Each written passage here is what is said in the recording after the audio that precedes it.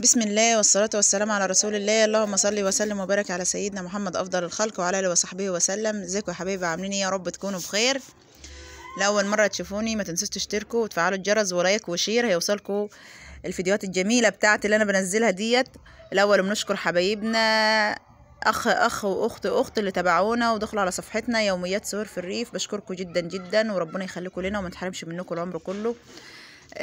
طبعا احنا النهارده بدأنا الروتين يا جماعة، عندنا روتين جميل جدا جدا جدا. بحب اعمل الروتينات زي ما انتوا عارفين.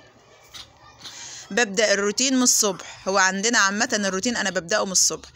جيت بقى اتوكلت على الله زي ما انتوا شايفين كده، وقمت جايه ايه قلت اعمل روتين. مسحنا غسلت الحصر على السطح وقلت اعمل الروتين بقى ايه في الصاله. بس بدات اللي انا اطلع الاول كده، جبت سلم وطلعت بقى عليه وبدات اللي انا امسح بالمروحه الجميله اللي انتوا شايفينها دي. طبعا احنا في الشتاء يا جماعه. او لما بنفتح نفتح الباب شويه نورب شويه نلاقي الدبان داخل، نلاقي اي حاجه داخله كده. طبعا ايه بتلم على المروحه. قلت لا انا هبدا الروتين النهارده، اجيب المروحه بالمره كده امسحها مسحه معتبره. وطبعا انا كنت طالعه على السلم مش عارفه. بص كانت طالعه ورايا، ندهت على السيد اخويا خد. السيد يقول لي يا ساره هات وانا امسح انا المروحه. قلت له لا انا اللي همسحها. قال لي ما انا بصراحه كان هو اللي عايز يمسح المروحه النهارده. قلت له لا يا سيد خليك انت يا حبيبي عشان انت ايه مش فاضي يعني. قاعد النهارده كان عنده دور برد وكده ومش لاحق اللي هو اصلا يشتغل في اي حاجه. قلت له لا انا همسحها انا يا سيد، اغسلها غسله معتبره كده. انا بحب اعمل الروتينات بالذات المراوح يا جماعه. اوضه الجلوس برضو عملتها قبل كده، وادي برضو المروحه اللي في الصاله مسحتها مسحه معتبره. وقلت اللي انا ايه بقى ايه بعد ما امسحها برضه اجيب حاجه برضه انشفها. ليه؟ بصراحه كانت مش مسحتها من زمان، يعني كانت ملانه تراب ومش نظيفه من زمان. اول الصيف كده اما بيبدا بقى خلاص كل واحد بقى منظف حاجته، يعني بغسلها كل فتره بفتره كده مش على طول، يعني المسحان دي مش على طول. بس لما لقيت بقى اللي انا قلت هعمل روتين في الصاله وكده، قلت بالمره كده اللي انا ايه امسك المروحه بالمره عشان تبقى نظيفه برضه، حتى لو يجي عندنا حد ولا كده يبقى فوق نظيف وتحت نظيف. زي ما انتوا شايفين كده، بسم الله ما شاء الله. طبعا السلالم دي بتاعت اخويا صبحي بجيبها، هو كان جايبهم للدهان حاططهم في شقته. لما بعوز اطلع امسح مروحه اقوم جايبه السلم معايا تحت كده في اول دور، ما هو بنفعني. كنت الاول بطلع على ترابيزه والسيد يمسك الترابيزه. كنت هرجع كانش عندنا سلم. قلت لا بقى بدل في سلالم هطلع اجيب السلم. هو اخويا عامه كده كده مش هيقول حاجه. هو لما بقول له الصبح اللي انا هجيب سلم وكده يقول لي عادي، البيت عندك واللي انت عايزاه والشقه قدامك، اللي انت عايزاه خديه من الشقه. هو ما بيقولش اي حاجه. نزلت السلم ده معايا من تحت بقى امسح مروحه، اطلع اعمل اي حاجه في الحيطه كده. المهم السلم ده عندي على طول تحت وهو حلو اهو. شفتوا مسحتها مسحه معتبره كده، وبعدين ندهت على السيد بقى يقدلي الحله ديت ويديني بقى حاجه ناشفه انشفها كده. خليتها تحفه ومنوره بصراحه، كانت جميله جدا. اللهم صل على حضره النبي. شو عامله ازاي؟ قالت لي خلي السيد هو يطلع يمسحها يا ساره، العود تقع ولا حاجه. قلت لها لا يما انا همسحها عني، هو تعبان عنده دور برد ومش لاقي يقف، يعني كتر خيره مش ينفع. ما انا مسحها قبل كده. امي كانت خايفه يعني السلم يوجعني ولا كده. تقول يا بنت العود تقع. قلت لها سيبها لله، قولي يا رب. بدل بنقول يا رب ربنا معانا ان شاء الله في كل حاجه احنا نعملها، والحمد لله ربنا على اللي احنا فيه اهو. شفتوا بسم الله ما شاء الله عسل. مسحتها مسحه معتبره. كانت طبعا بقى الحصر سايباها بايته فوق في الشمس. لما نشفت كويس وكده كنت انا بقى ايه بدأت تاني يوم مسكت المروحه، عملت روتين فيها الاول مسحتها مسحه معتبره كده. وجيت بقى مسكت الصاله زي ما انتوا شايفين كده. انا بكنسها الاول، الصاله عندي بتتكنس الاول قبل ما بعمل فيها روتين، قبل ما بمسحها مسحه معتبره. اللي بشيل التراب الاول منها، وبعد كده بقى ايه اجيب المسحوق اللي انا بستعمله على طول الارضيه واقوم جايه مسحها مسحه معتبره. عندي البلاط نظيف جدا جدا عشان بعمل فيه روتينات على طول. بس بصراحه مش بصور على طول، يعني كمان كنت منزلاها قبل كده وقلت مش مشكله يعني ايه مش مشكله المره كل ما اعمل روتين في البيت مش مشكله المره انا هنزلها. بس قلت لا بعد كده بقى كل اللي اعمله هنزله على طول، سواء روتينات عاملاها قبل كده سواء اي حاجه.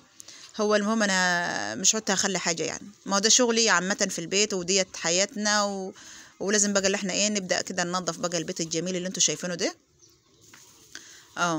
لازم امسحه برضو بعد ما كنست. لازم المسحان بعد ما كنست. انا بكنس الاول عشان التراب، مش ينفع ان انا امسحها كده على التراب. بحس بقى اللي ايه اللي في تراب ومش هينفع ان انا ايه همسحها ازاي. لازم تتكنس الاول، اشيل التراب الاول من الصاله وبعد كده امسحها المسحه المعتبره اللي انتوا شايفينها دي. عندي البلاط نظيف عشان مسحها على طول. بسم الله ما شاء الله، اللهم صل على حضره النبي. شوفوا منور وجميل وحلو ازاي، تحفه. بسم الله ما شاء الله. انا عندي كده البلاط والبيت يبقى منور، ببقى فرحانه. ليه؟ بستعمله على طول في المسحان والكنيس والروتينات. عندي حاجات نظيفه جدا. طبعا اول دور دي لما اخويا بقى يجي من الاردن بالسلامه كده صبحي، هيمسكوا بقى يغير اللون ده كله ويدهنوا لنا دهنه مظبوطه. هو كان عايز يعمل البيت من تحت مع البرندة، قلنا له لا، سيب البرندة بدل انت دهنتها، وسيب وش البيت بقى يبقى ايه، يبقى داخل البيت ده على الفرح ان شاء الله. ليه؟ الحاجه بتبقى منوره كده، بتبقى جميله جدا. بسم الله ما شاء الله، اللهم صل على حضره النبي. شوفوا عسل، البيت نور والبيت تحفه جميل. واحلى حاجه بقى اللي ايه، للمكان واسع. انا بحب المكان واسع والله العظيم، عشان كده برضه الواحد باخد راحته كده، نمسح نكنس المكان حلو يعني. شفتوا؟ مش باخد اي حاجه، الروتينات عندي مش بتاخد اي حاجه. بس قلت اللي انا ايه لما تكون الحصر نشفت وكده، اقول انا بقى ايه عملت روتين تحت، وهجيب الحصره فريشه واوضب المكان ده. مش بسيبها من غير فرشان، عشان حد يمشي يتزحلق، بالذات البلاط بالذات ما حدش يمشي عليه كده من غير اي فرشه عليه. اللهم صل على حضره النبي. حبه شغل النهارده كانوا 100 روتين. بسم الله ما شاء الله. لا، وبالمره جبت المروحه، يعني دي احلى حاجه عندي. انا فرحانه برضو بالمروحه، يعني ايه عشان تبقى نظيفه برضو. امي تقول لي امسحي المروحه بالمره يا ساره، قلت لها ماشي ياما.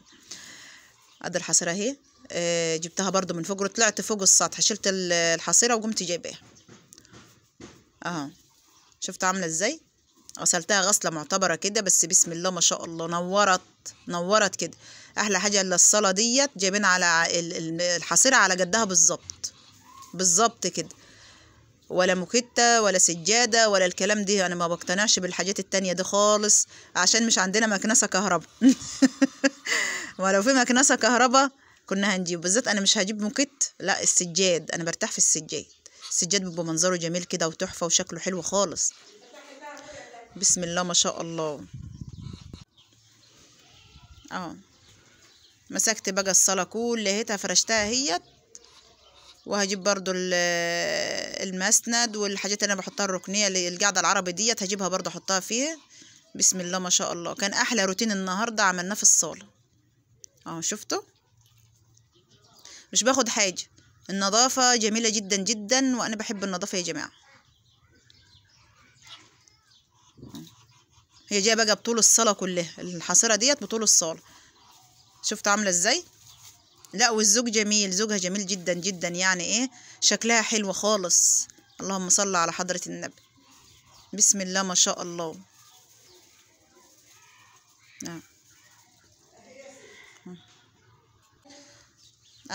ادي المسند دوت جبته برضو. كل حاجة في الصالة هرجعها تاني زي الاول. يجي حد يقعد معانا في الصالة، يجي اي حد كده، تبقى حاجة ايه سند ظهره، يعني يقعد تسند ظهره. طلعت اخويا السيد برضو من الاوضه، وقلت له تعالى شيل معايا القاعده العربي ديت، عشان ايه نطلعها برضو بالمره وانت معايا كده، بدل ما شدها لا هو هيشيلها شيل قصادي.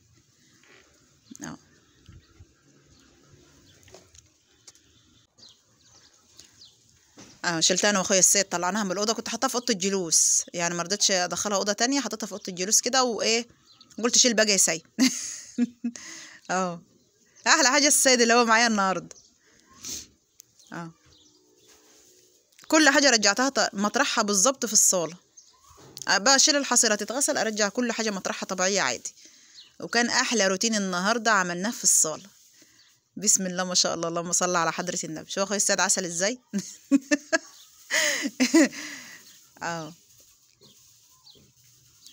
اقول لكم ازيكم يا جماعه.